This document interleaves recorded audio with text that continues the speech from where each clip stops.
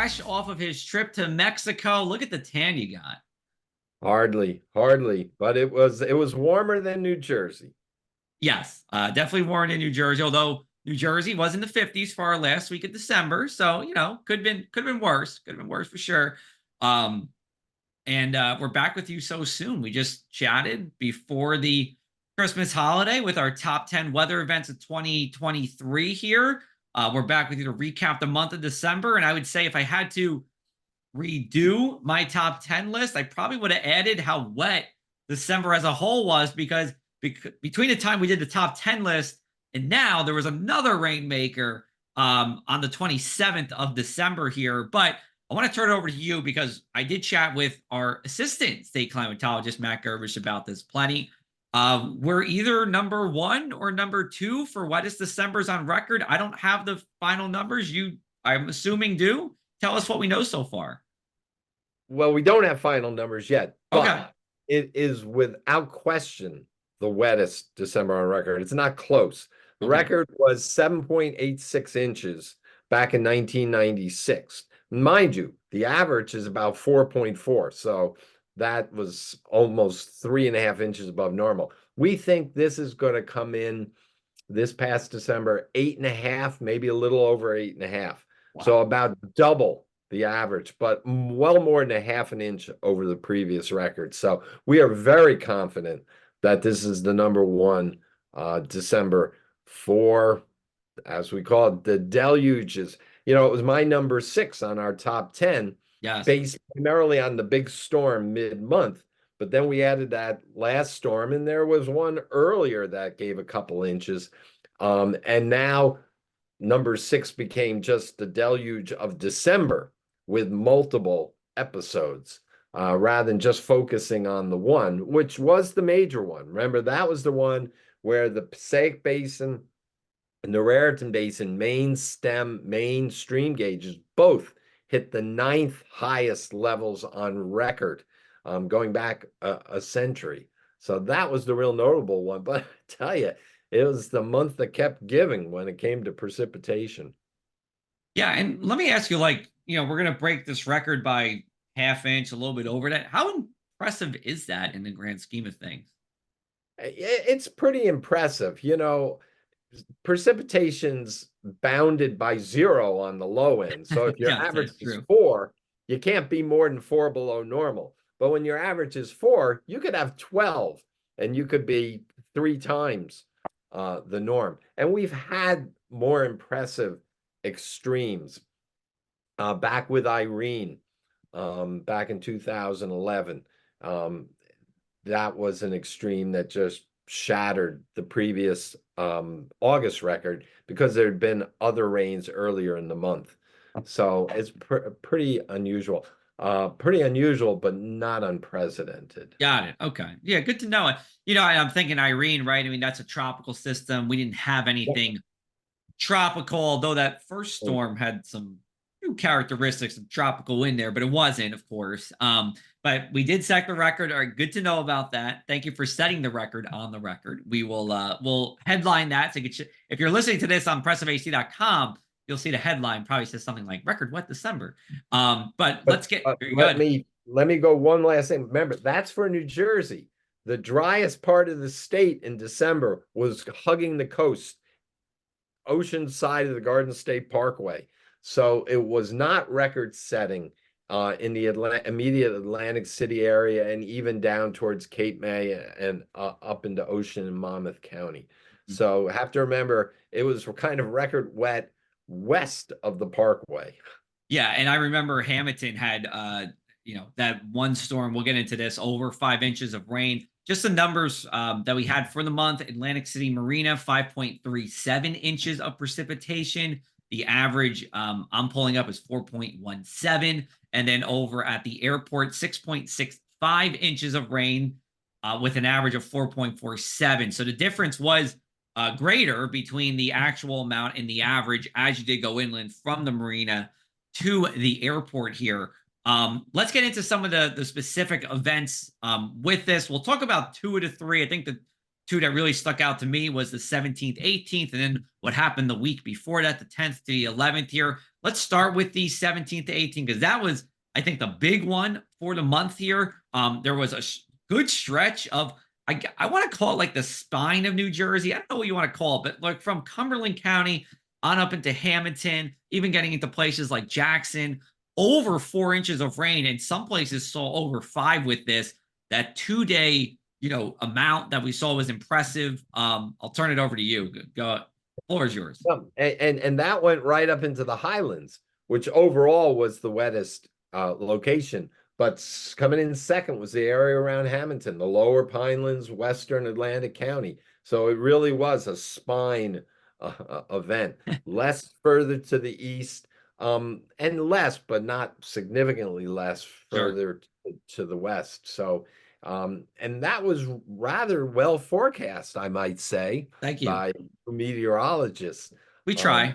really nailed that storm, and that was impressive when you had the concerns of flooding and such. Yeah, so everything is local in a sense, but I call those stem to stern storms in Jersey. We think that storm, we have a list of top 50 storms that we're still fixing up and whatever.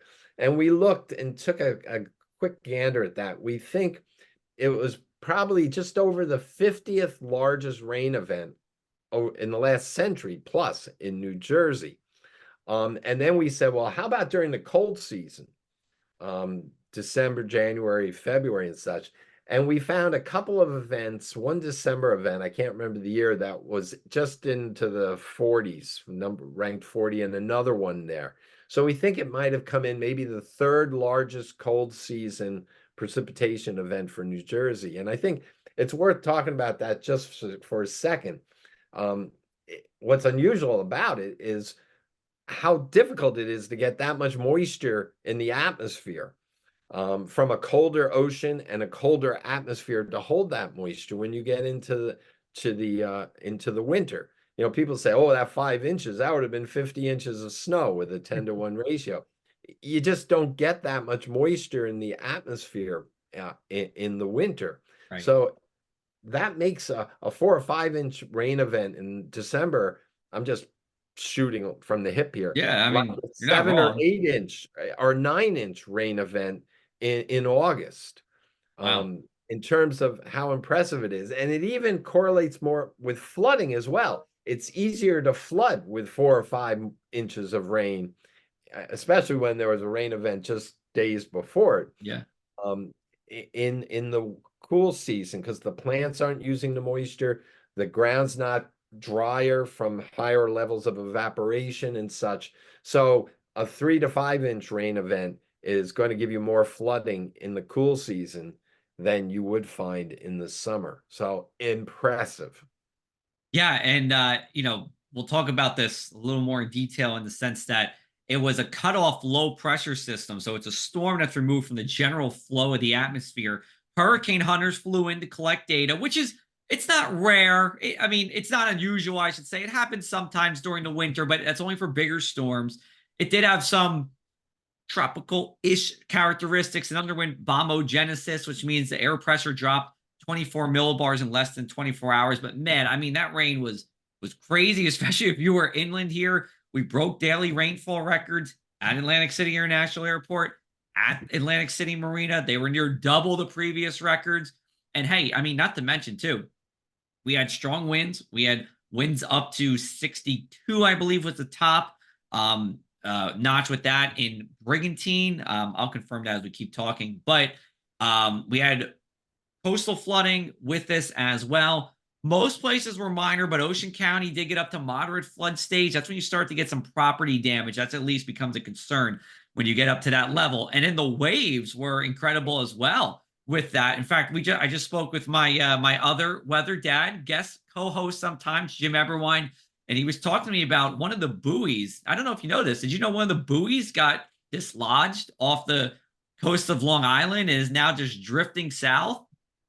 No, I did not hear about that, but Yeah, the buoy nice. just the waves were so high it snapped off the buoy from this long chain and the cement that's on the ocean floor and now it's drifting, south through kind of New Jersey waters, but an extremely powerful storm when it came to the waves with that. So it did really bring everything except for snow itself. Yeah, as we were saying when we did the top 10, that's the one headache it did not provide the meteorologists. Every other thing was a problem. But that was such an impressive storm. And of our weather network, 28 of our stations gusted to 40 miles an hour or higher. We may have not had any that kind of number, that kind of percentage of our 60 some odd stations, some of which are very protected from the wind in forested areas. So they wouldn't get that high. Maybe we haven't had that number, and I didn't check. Um, Going back to Sandy, even. I mean, that was an impressive Oh, windstorm. It was impressive along the coast. Fortunately, it didn't, it was cut off, but it moved along. It didn't get stuck like Ophelia back in late September. Um, it didn't get stuck, and it didn't get so large that it had the large fetch of a Sandy that led to the coastal flooding. But it had a lot of pieces to it that made it the most impressive storm of the year. yeah. And Brigantine, 62 miles an hour. That was the highest in the state here. Let's go back a week though, because before that one, the week before, that was no slouch either. Millville broke the broke the 1 day December rainfall record with this storm.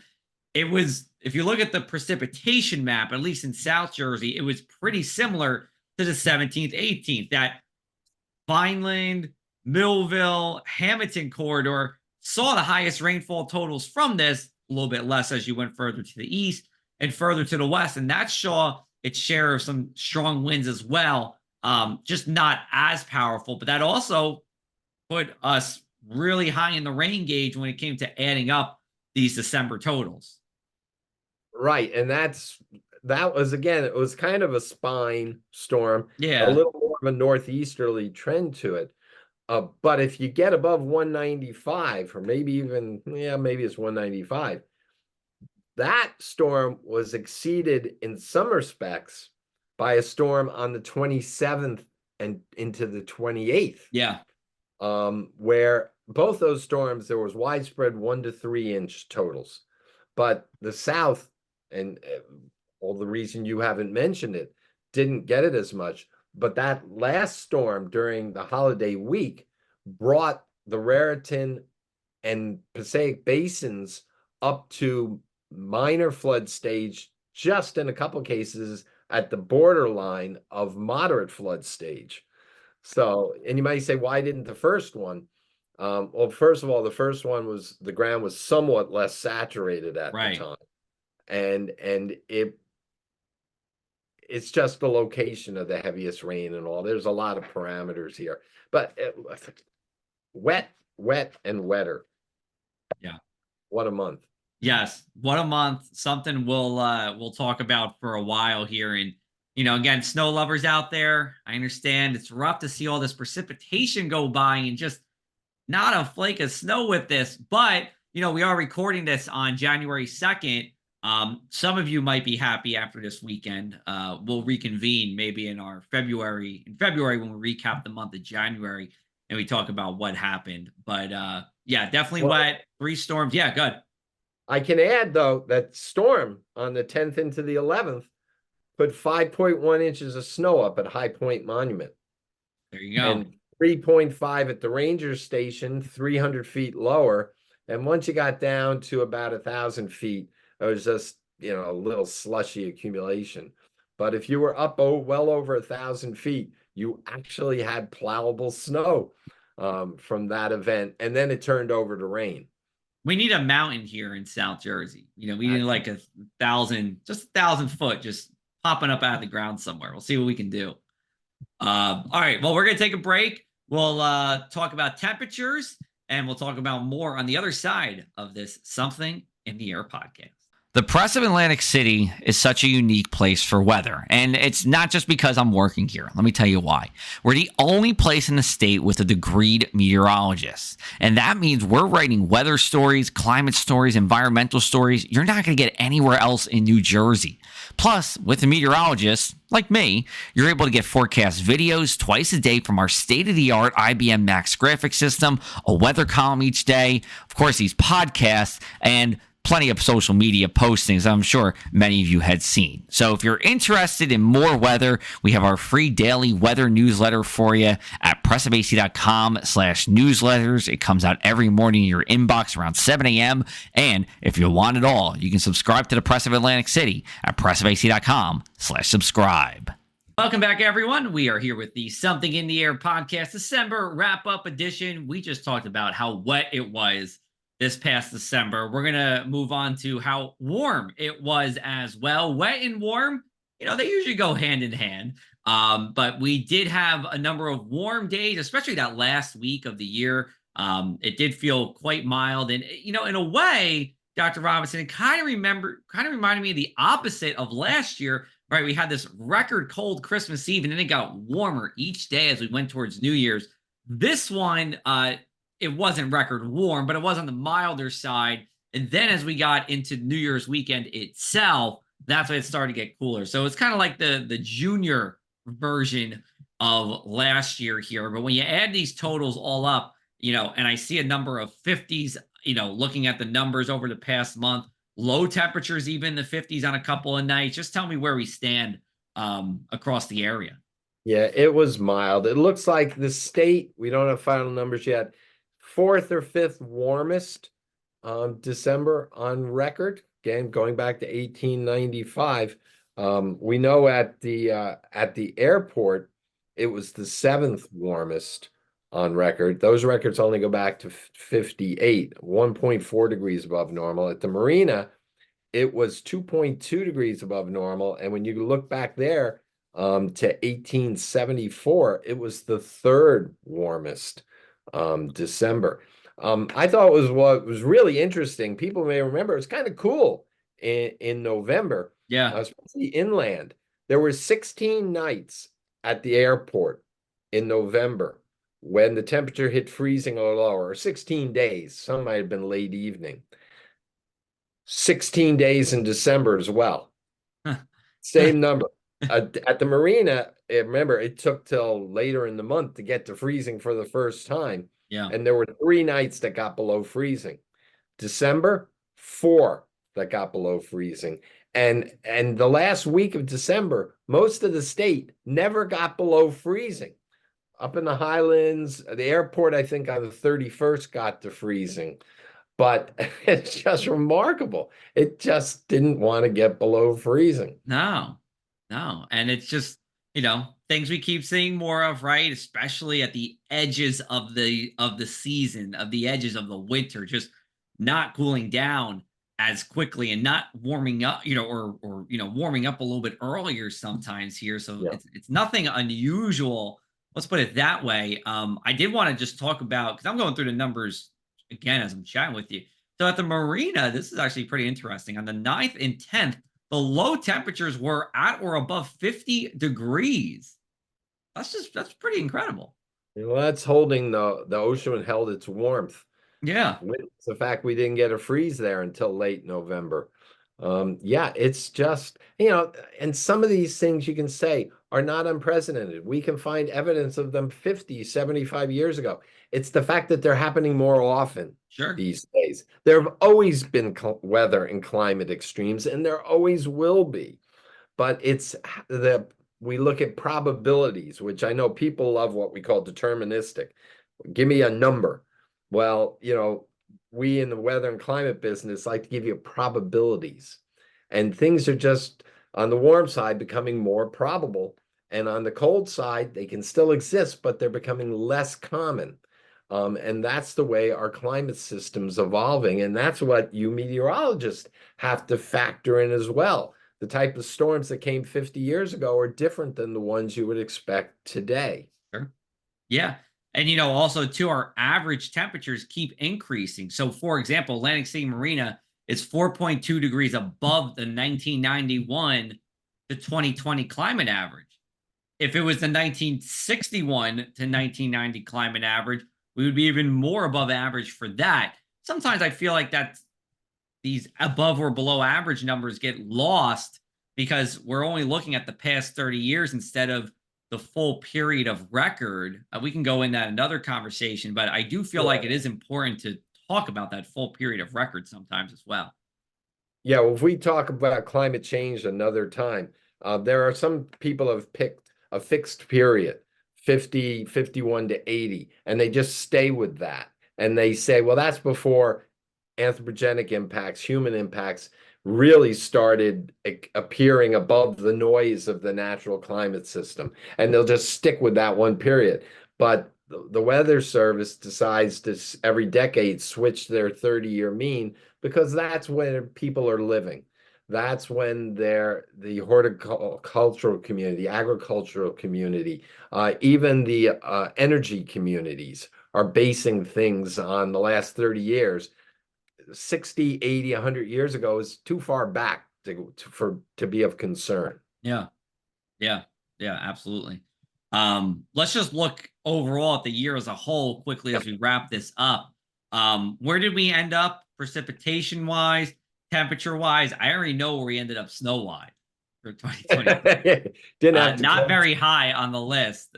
Yeah, didn't have to count too much with that one. No. Um, we ended up, it was very interesting at the airport, ended the year with 44.32 inches of rain, which is 1.64 below average. But when you got coast to the coast, and we've talked about this with December, the marina only had 36.83 inches of rain. That's 6.79 inches below normal. Still only ranks as the 47th driest of the last 150 years, but below normal. And I have to look at this a little closer. I believe that's the driest location with station Hmm. records, either Weather Service or COCORAS, the driest for the entire state.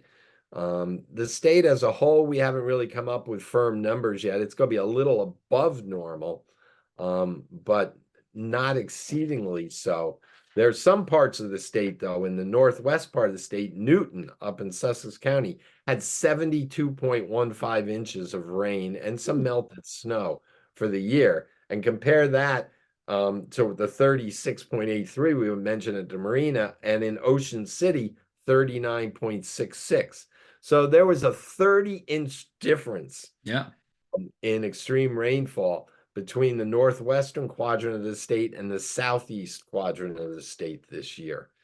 So, we're a small state, but I just read this morning that down in Florida, Fort Lauderdale had well over 100 inches of rain last year, 112 inches or so, and it Yeah. was far their wettest year on record. You go to the West Coast, over to Naples, the southern coast, they were in the 30-something inch range, and that was their driest year Oh on my record. gosh. And it's not as if we're looking at, orographic effects and whatever might come. No. They're I don't know, 100 miles apart Uh, or something like Some that. like they can't be too far. Yeah, not just dry and wet, but the driest and the wettest. Just remarkable variations we get in precipitation Yeah. sometimes. Usually we see it on a monthly basis or on a storm that we talk Right. about so often. But even annually here in New Jersey this year, we know there was a 115 day difference in the growing season. Yeah. Well, we also had a 30-inch difference in precipitation from one part of the state to another. Listen, it's not just a Taylor ham pork roll thing. More than just that in New Jersey. The divisions are drawn against everything, even the weather. Let me throw this out to you because I was just thinking about this as you said it. Do you think La Nina had something to do with that and the fact that a number of our storm tracks were inland? And usually, if you're on that southeastern side of the storm, you're not always as wet as you are closer to that low. I think La Nina more explains why we had less snow last winter, Okay. Yeah. because we were all on the warm side of the storms for the most part. And while we're on that topic, El Nino is rearing its head with these coastal storms that we're getting, and that as we sit here in early January, are projected to come in double or triple Yeah. groupings in a week or 10 days. Yeah. That's a more of a classic El Nino pattern, and that can bring a lot of warmth in as well. But on occasion, you can tap cold air at the same time you get that moisture up here, and we can pop occasional big snowstorm during an El Nino winter, or we can go snowless during an El Nino winter. Yeah. We've talked about this feast or famine, but that's a great question. That the lows were up through the Great Lakes last winter, for instance, but I really don't think that explains it. Just random. Is what you're It's saying? random, and we didn't have a tropical storm deliver moisture right to the coast. Yeah. Um, Yeah. it's just, it's somewhat random. Look at the northern coast with Ophelia.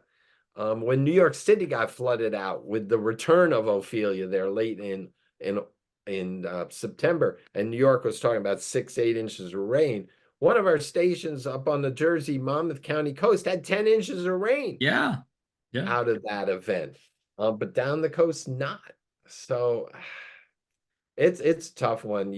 Over time, things sort of average out in an area as small as New Jersey, but there's always differences. We know the northern area of the state, because the lifting of the hills there is climatologically wetter up in the highlands than down along the southeast coast, which is climatologically the driest part of the state.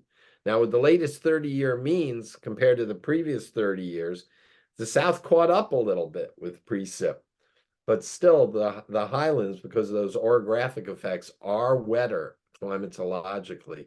And this year it was the highlands, but it was also up to the northwest a little bit more in Warren and Sussex as well. Hmm. All right. Good insight into the precipitation over the past year. Um, that's all I have for this month. Do you want to cap off with anything? What else is new at the office of the New Jersey State Climatologist? What are we looking forward to in 2024? We're looking forward to a couple more stations coming into play. We're working on a couple to be announced as they come along.